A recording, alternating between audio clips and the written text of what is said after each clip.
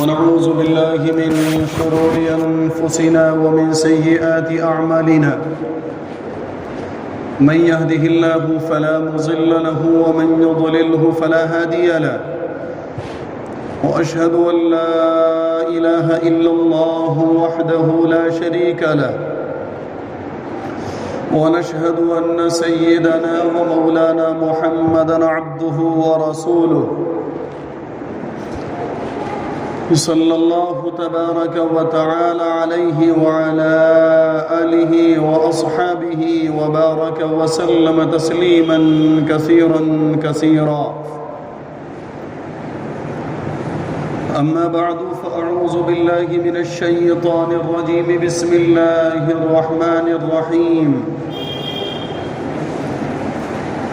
قد أفلح المؤمنون الذين هم في صلاتهم خاشعون والذين هم عن اللغو معرضون والذين هم للزكاة فاعلون والذين هم لفروجهم حافظون إلا على أزواجهم أو ما ملكت أيمانهم فإنهم غير ملومين. صدق الله مولانا العلي العظيم. عن سعيد بن جبير رضي الله تعالى عنه قال قال لي ابن عباس رضي الله عنهما هل تزوجت؟ قلت لا. قال فتزوج فإن خير هذه الأمة أكثرها نساؤكم او كما قال علیہ الصلاۃ والسلام.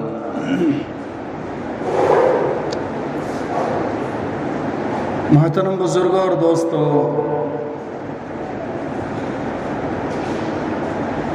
گزشتہ ہفتے میں نکاح کے تعلق سے اس کی اہمیت اور ضرورت سے متعلق کچھ باتیں عرض کی گئی تھیں. آج بھی اسی مناسبت سے قرآن کریم کی آیات آپ حضرات کے سامنے تلاوت کی گئی ہیں.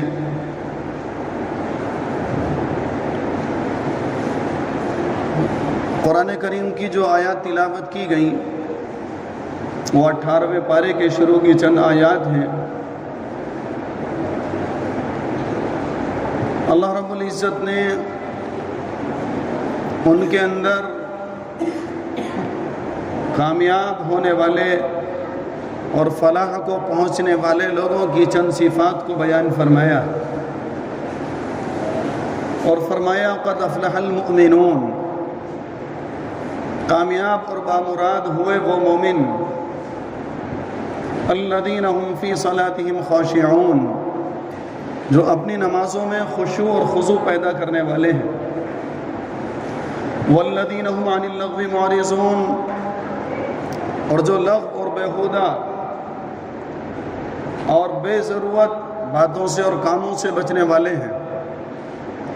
والذین هم للزکاة فاعلون، اور جو اپنے آپ کو پاک کرنے والے ہیں یا زکوٰۃ ادا کرنے والے ہیں.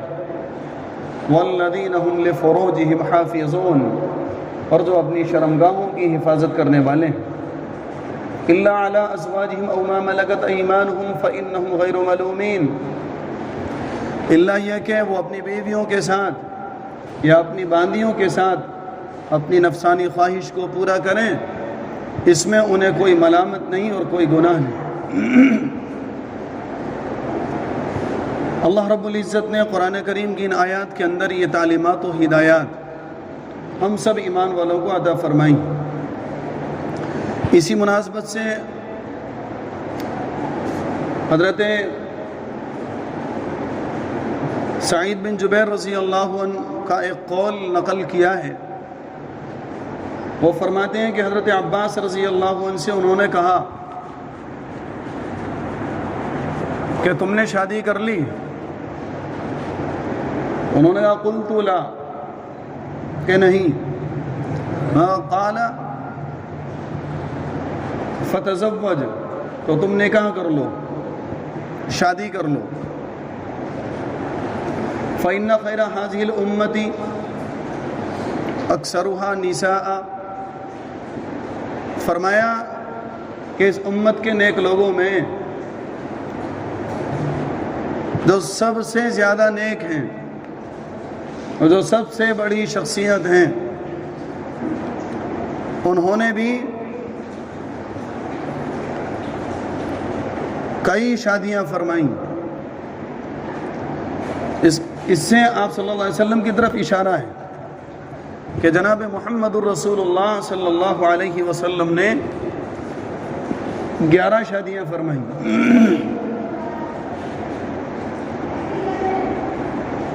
نکاح کی شریعت کے اندر بڑی اہمیت اور اس کی ضرورت کو بیان کیا گیا ہے۔ گزشتہ ہفتے میں ایک حدیث تلاوت کی تھی کہ نکاح کے بغیر ایمان ادھورا ہے اور نکاح کے بغیر زندگی بھی ادھوری ہے۔ بیویوں کے ذریعے سے انسانوں کو سکون ملتا ہے، مردوں کو سکون ملتا ہے۔ اگر بیویاں نہ ہوں تو پھر سکون نہیں مل سکتا۔ جو گزشتہ ہفتے میں آیت تلاوت کی گئی تھی اس کے اندر اللہ رب العزت نے اس کو بیان کیا تھا۔ اللہ رب العزت نے جب انسان کو پیدا فرمایا تو اکیلے تنہا حضرت آدم علیہ نبینا علیہ السلام کو پیدا فرمایا، اور پھر ان کو اللہ رب العزت نے سب سے شاندار، سب سے بہترین جگہ جنت کے اندر ان کو داخل فرمایا، لیکن ابھی ان کے ساتھ میں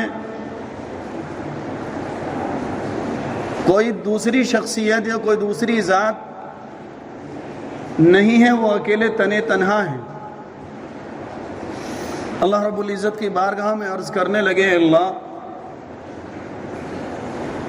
میرا کوئی دوسرا ساتھی بھی پیدا فرما دے۔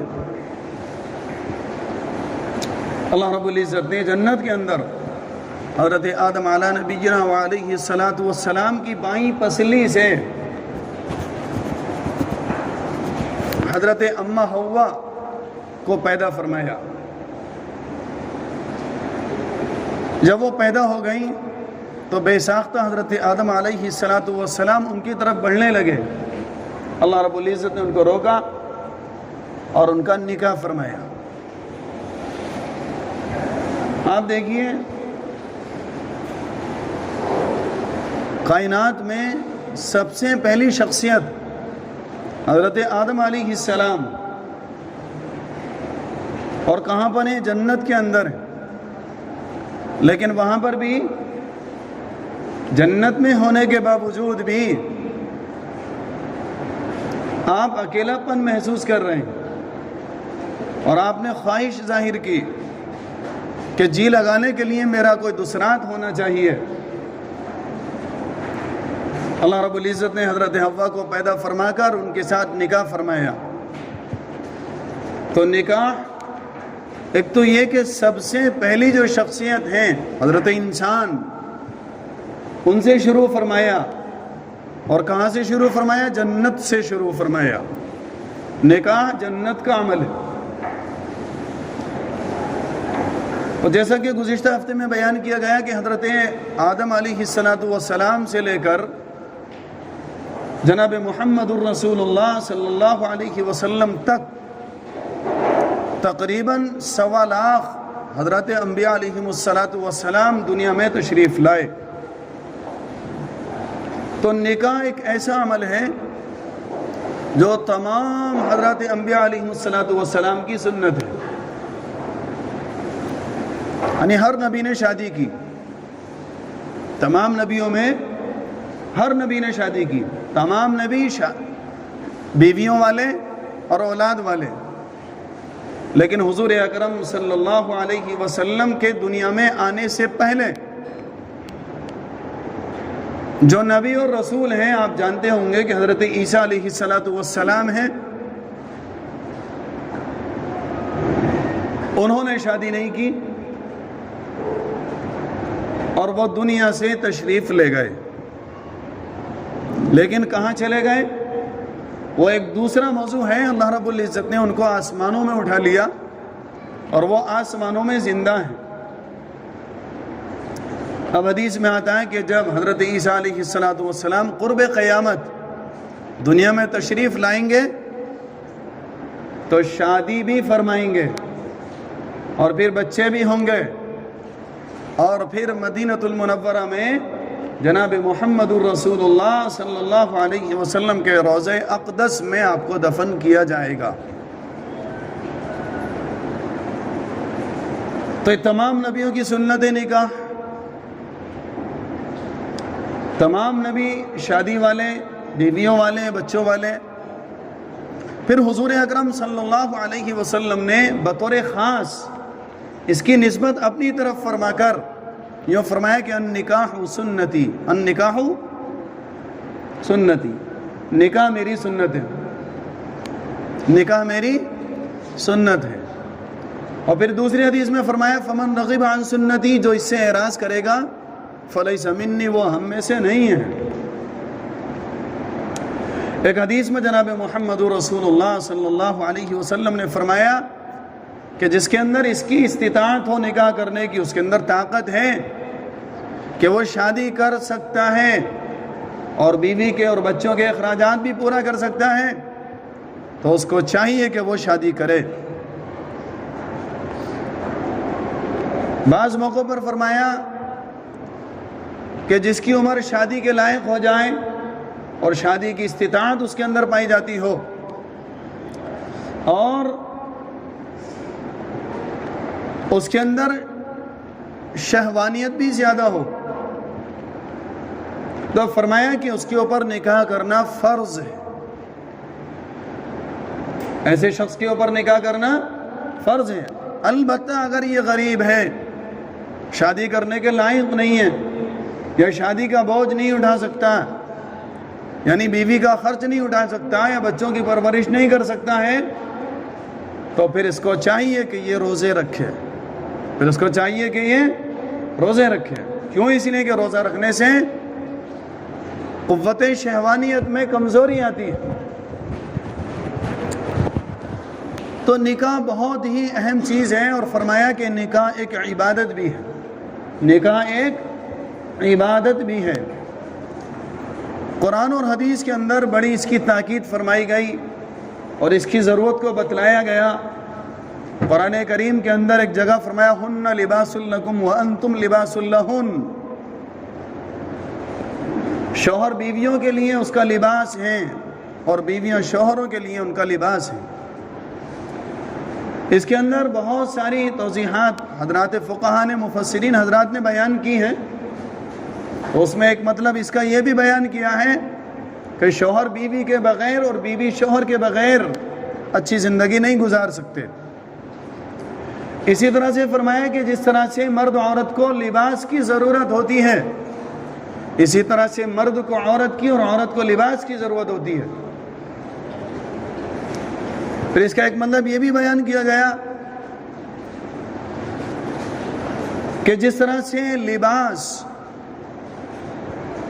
مردوں کی ضرورت کو پورا کرتا ہے، عورتوں کی ضرورت کو بھی پورا کرتا ہے، گرمی کے موسم میں، سردی کے موسم میں، اور اس کے علاوہ بھی موسم کی اونچ نیچ میں لباس کا ایک خاصا دخل ہوتا ہے، تو فرمایا کہ انسانوں کو اچھی زندگی گزارنے میں مرد اور عورت کا ایک اچھا دخل ہے۔ پھر یہ بھی فرمایا کہ جس طرح سے لباس انسانوں کے لیے ایک زینت کا ذریعہ ہوتا ہے، تو مرد عورت کے لیے، عورت مردوں کے لیے ایک زینت کا ذریعہ ہے۔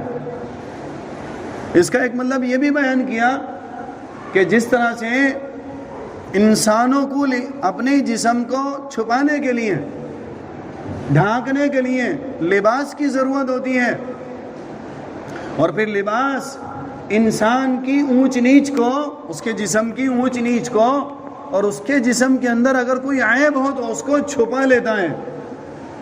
فرمایا اسی طرح سے بیوی شوہر کے عیب کو اور شوہر بیوی کے عیب کو، یا ان کے آپس کی اونچ نیچ کو چھپانے والے ہوتے ہیں۔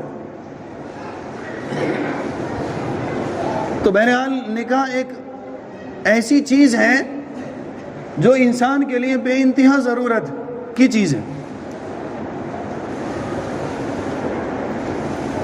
نکاح کے اہم مقاصد میں سے بنیادی 2 مقاصد. جب ہم شادی کرتے ہیں تو شاید جب ہم رشتہ تلاش کرتے ہیں یا رشتہ کرتے ہیں شادی کرتے ہیں تو ان دونوں مقصدوں میں سے شاید ہمارا ذہن بھی ان پر نہیں جاتا ہوگا کہ نکاح کے اہم مقصدوں میں سے جو بنیادی اہم مقصد ہیں وہ کیا ہے. فرمایا کہ نکاح کے بنیادی اہم مقاصد میں سے پہلا مقصد تو یہ ہے کہ انسان اپنی زندگی کو پاک دامنی کے ساتھ پاکیزہ اور صاف ستھری زندگی گزارے. کہ نکاح کے بغیر آدمی اپنی زندگی کو پاکی کے ساتھ آسانی سے گزار نہیں سکتا. کیوں؟ اس لیے کہ بندہ جب بالغ ہوتا ہے، مرد ہو یا عورت، تو اس کے اندر فطرتی طور پر کچھ خیالات اس طرح کے پیدا ہوتے ہیں جن خیالات کو بغیر نکاح کے ان کے پورا کرنے کا تصور کیا ہی نہیں جا سکتا. اب اگر آدمی ان خیالات کو بغیر نکاح کے پورا کرے گا تو پھر اس کی زندگی پاک اور صاف ستھری نہیں رہ سکتی. اس لیے فرمایا کہ جب بچے جوان ہو جائیں تو والدین کے ذمہ ضروری ہے ان کی شادی کر دیں، ان کا نکاح کریں. اور یہ اولاد کی پرورش میں، اولاد کی تربیت میں ماں باپ کا آخری حق ہے.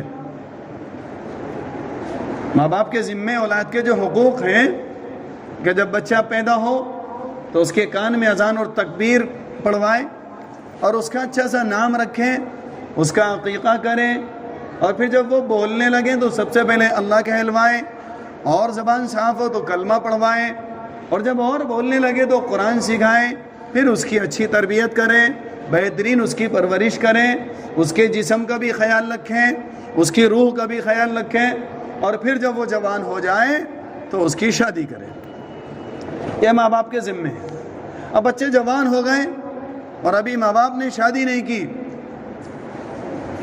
اور نفسانی خواہشات کے پروان چڑھنے کی بنیاد پر ان بچوں سے اگر کوئی گناہ ہو جاتا ہے تو ان کے اس گناہ کی ذمہ داری ان کے والدین کے سر جاتی ہے. کہ ان کے اس گناہ کا جو وبال پڑے گا ان کے والدین کے بھی سر جائے گا، ان کے والدین اس کے ذمہ دار ہیں. کیوں؟ اس لیے کہ جب وہ جوان ہو گئے تو پہلی فرصت میں شادی کی جائے. اب پہلی فرصت میں شادی ہو، بچوں کے جوان ہوتے ہی شادی ہو، اس کے سامنے جو مصیبتیں ہم نے کھڑی کی ہیں ان مصیبتوں کی بنیاد پر ہم خود مجبور ہوتے چلے جاتے ہیں. ہم کبھی چاہتے بھی ہیں کہ بچوں کی شادی کریں، لیکن وہ رسم و رواج ہمارے ایسے آڑے آتے ہیں کہ چاہنے کے باوجود بھی ہم نہیں کر پاتے. جیسا کہ میں نے گزشتہ ہفتے بیان کیا، حضور اکرم صلی اللہ علیہ وسلم نکاح کو بہت آسان کر کے گئے تھے. نکاح کو بہت آسان کر کے گئے، اور صرف کہہ کر نہیں گئے بلکہ آپ دکھا کر کے گئے. آپ نے اپنی 11 شادیاں فرمائیں، پھر اپنے بچوں کی شادیاں فرمائیں. آپ نے، اللہ رب العزت نے آپ کو 4 بیٹیاں عطا فرمائی تھی. میں نے ابھی پچھلے مہینے میں آپ کی بیٹیوں کے نام آپ کو بتائے تھے، یاد ہے آپ لوگوں کو؟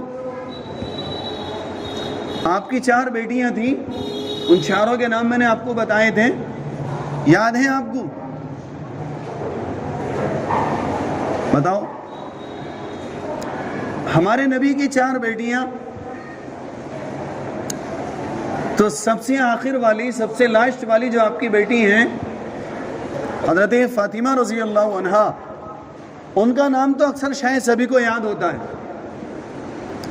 اور شادی کرنے کے موقع پر مال ہڑپنے کے لیے ان کا سہارا بھی لیا جاتا ہے.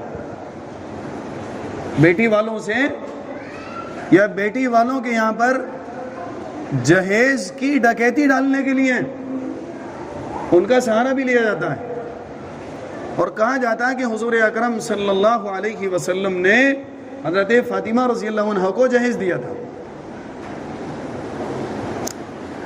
آپ اپنے دل پر ہاتھ رکھ کر فیصلہ کیجئے، اللہ رب العزت نے حضور اکرم صلی اللہ علیہ وسلم کو 4 بیٹیاں عطا فرمائیں۔ سب سے بڑی بیٹی کا نام حضرت زینب رضی اللہ عنہ، اور دوسرے نمبر کی بیٹی حضرت رقیہ رضی اللہ عنہ، اور تیسرے نمبر کی بیٹی تھی ام کلثوم رضی اللہ عنہ، اور چوتھے نمبر پر حضرت فاطمہ رضی اللہ عنہ۔ یہ 4 بیٹیاں تھیں۔ اب اس کائنات کے اندر جناب محمد الرسول اللہ صلی اللہ علیہ وسلم سے زیادہ انصاف کرنے والا کوئی دنیا میں پیدا ہو سکتا ہے؟ نہ کبھی پہلے پیدا ہوا اور نہ کبھی ہو سکتا ہے۔ تو یہ کون سے انصاف کی بات ہوگی کہ حضور ایک بیٹی کو تو جہیز دے دیں اور 3 بیٹیوں کو نظر انداز کر دیں؟ یہ انصاف ہوگا؟ ہم یہ کہہ کر کے کہ حضرت حضور اکرم صلی اللہ علیہ وسلم نے حضرت فاطمہ رضی اللہ عنہ کو جہیز دیا تھا، نعوذ باللہ من ذالک، حضور اکرم صلی اللہ علیہ وسلم کی ذات پاک پر ایک یہ الزام لگاتے ہیں اپنے عمل سے اور اپنے قول و قرار سے کہ حضور اکرم صلی اللہ علیہ وسلم نے اپنی بیٹیوں میں انصاف نہیں کیا۔ بہرحال اس پر آگے چل کر زندگی رہی تو بات ہوگی۔ تو نکاح کے تعلق سے بات چل رہی کہ نکاح کا اہم مقصد کیا ہے؟ کہ انسان پاکیزہ اور صاف ستھری زندگی گزار سکے، مرد ہو یا عورت، اس کی عزت، اس کی عصمت وہ پاک اور صاف رہ سکے، اس کی عزت و عصمت کی اور اس کی عزت و عفت کی حفاظت ہو سکے۔ نکاح کے اہم مقاصد میں سے یہ سب سے پہلا اہم مقصد ہے۔ اور دوسرا مقصد کیا ہے نکاح کا؟ دوسرا مقصد نکاح کا کہ نسل کی حفاظت ہو۔ اگر نکاح کو ختم کر دیا جائے تو نسل انسانی کی حفاظت کیسے ہوگی؟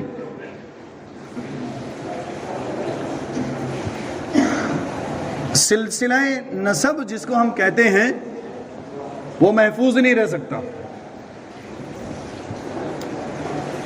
کوئی دعوے کے ساتھ پر یہ نہیں کہہ سکتا کہ یہ بچہ میری ہی اولاد ہے۔ سلسلہ نسب کو محفوظ رکھنے کے لیے نکاح کی سخت ضرورت ہے۔ اور ایک حدیث کے اندر حضور اکرم صلی اللہ علیہ وسلم نے فرمایا کہ نکاح کے ذریعے اولاد کے اندر، نسلوں کے اندر ترقی کیجیے، یعنی اولاد نکاح کے ذریعے زیادہ اولاد پیدا کیجیے۔